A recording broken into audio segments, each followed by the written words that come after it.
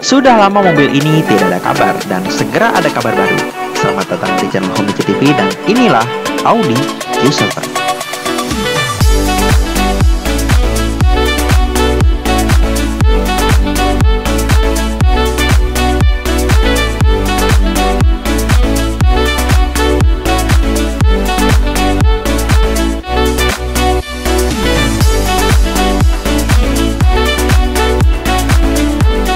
Audi Q7 kali ini mengalami facelift dan kita tahu sendiri bahwa Audi adalah brand Eropa yang senang akan modern minimalis. Dan bagaimana dengan mobil ini?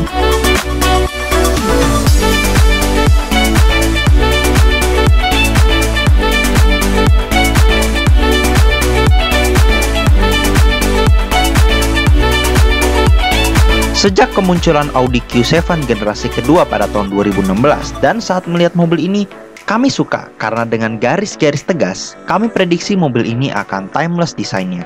Namun saat facelift masih tegas, namun diperhalus jadi ada sedikit bulat-bulatnya. Dan bahasa desain sudah Audi sekali. Grill juga sangat Audi dengan garis yang horizontal dengan beberapa sensor, lampu LED semua dan seinnya juga sekuensial.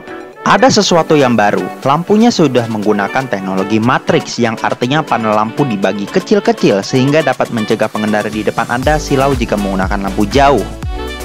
Karena lampunya dapat menyesuaikan apakah ada mobil di depan sehingga jika ada mobil di depan Anda, lampu bisa mati sebagian. Plus laser light seperti BMW. Untuk tipe luxury dan S-Line, bagian bumper dibolongkan untuk pendinginan rem dan mesin. Perlu diingat lagi, ini hanya facelift dan bukan model baru, jadi perubahan memang tidak terlalu banyak. Dan di samping memang perubahannya tidak banyak. Oh ya, mobil ini nampak rendah tapi bisa ditinggikan karena punya air suspension. Velgnya besar sekali, 20 inci dan ada 21 inci untuk S-Line. Dan lekuk-lekukan tajam juga sampai ke samping, meskipun agak membulat. Kita ke belakang. Pada bagian belakang, yang baru ada di lampu. Desainnya dan penempatannya sedikit berubah, namun isinya tetap LED semua dan lampu tanda dan lampu mundur ada di bawah. Untuk dua knalpot di belakang ini berfungsi semua, bahkan untuk S-Line ditempatkan housingnya jadi seakan lebih besar. Dan baru juga ditempatkan list chrome memanjang yang bikin lebih ramai lagi. Saat membuka bagasinya secara elektrik, ada dua lampu menyala sebagai tanda. Saat dibuka, kapasitasnya tidak banyak berubah karena basisnya juga sama. Yang impresif, jok baris ketiga dapat dilipat dan diangkat secara elektrik.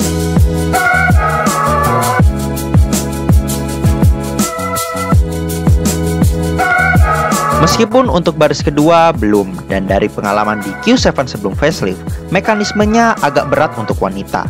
Mungkin dapat diimprove dengan pengoperasian elektrik atau diberi per dan diperingan agar dapat mempermudah pelipatan. Serta karena sudah menggunakan air suspension, jadi saat kita menaruh barang ke bagasi, mobil bisa direndahkan agar lebih mudah akses barang dan juga dapat mempermudah hidup Anda.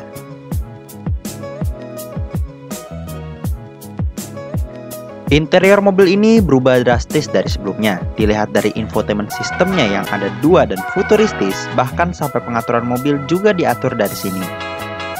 Dashboard mobil ini berubah total, namun tetap futuristis dan sama persis seperti di Audi Q8 dengan layar yang banyak ini. Di layar bawah untuk pengaturan AC meskipun tak digital, namun ditoleransi dengan haptic feedback.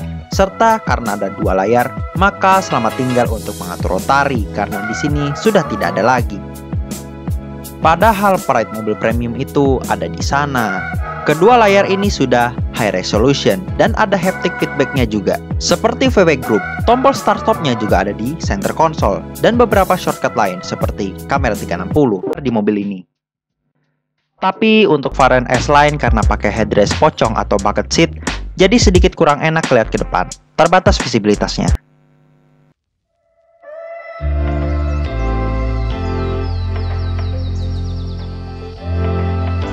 Melihat model sebelum facelift yang ada di Indonesia di model tahun 2017, ada rear seat entertainment.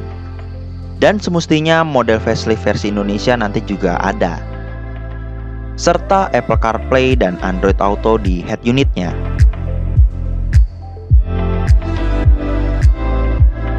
Untuk baris ketiga, karena SUV ini besar, jadi orang dewasa pun tidak ada masalah meskipun memang tidak terlalu ergonomis, tapi cukup memadai. Dan karena kasta terendah dalam mobil atau fokus Audi hanya di baris pertama dan kedua, jadi baris ketiga ini cukup ada cup holder. Even charging point saja tidak ada, padahal kalau ada sangat membantu sekali di zaman gadget ini. Serta kalau ada AC juga lumayan karena mobil ini besar. Q7 di Indonesia kemungkinan besarnya menggunakan mesin 3000 cc V6 dengan tenaga 340 horsepower dan torsi 500 Nm. Cukup untuk menghala mobil ini dari 0 sampai 100 km per jam kurang dari 6 detik. Dihubungkan ke sistem Quattro yang diperbarui melalui transmisi 8-speed otomatis. Tapi di luar negeri ada beberapa varian mesin lain, seperti mesin diesel ada 3000 cc V6 diesel, 4000 cc Tri-turbo V8 diesel. Mesin diesel yang menarik karena torsinya bisa sampai 900 Nm. Dan 6000 cc V12 diesel yang lebih. Sedangkan mesin bensin juga ada seperti 3000 cc V6 yang kemungkinan besar masuk ke Indonesia dan 4000 cc Twin Turbo V8. Mesin diesel sepertinya kecil kemungkinan masuk ke Indonesia karena skema bahan bakar di negara kita yang belum memadai.